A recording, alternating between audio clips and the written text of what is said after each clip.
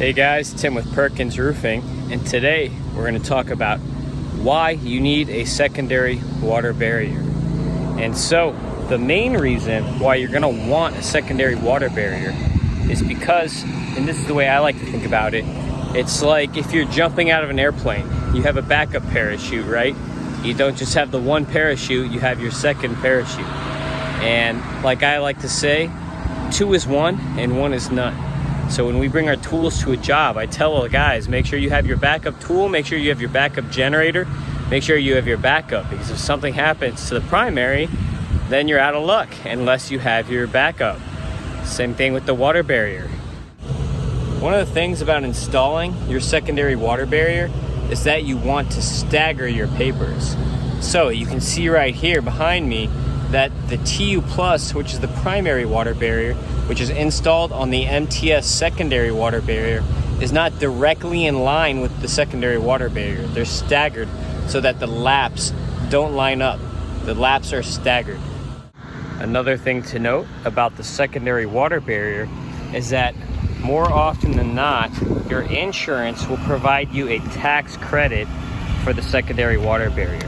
Now, every insurance is different, so it's not a uniform policy or a uniform amount or percentage that you'll get back for the secondary water barrier.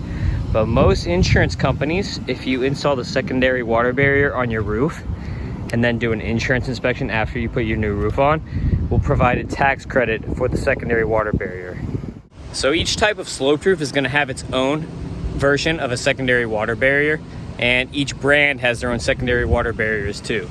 Now, we're Polyglass Quantum contractors, one of only, I believe, 13 in the entire country, and one of only 2 in South Florida. So we're going to use Polyglass products. This is going to be a tile roof. We haven't had our tiles delivered yet. They'll be delivered after the primary and secondary water barrier are both completed on the roof. But behind me, you can see our original 30-pound paper. You see our primary water barrier, the TU Plus, which is covering our green MTS secondary water barrier.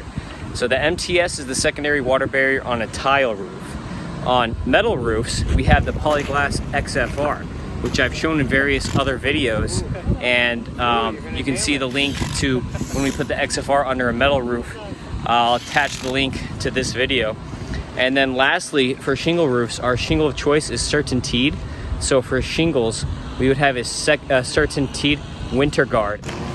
So to sum up about the secondary water barriers, you might be coming out of pocket a little bit more to add the secondary water barrier to your roof.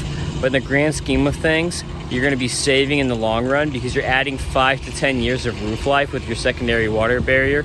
And you're going to have less chances of the stress of dealing with roof leaks or roof maintenance issues in the future of your home.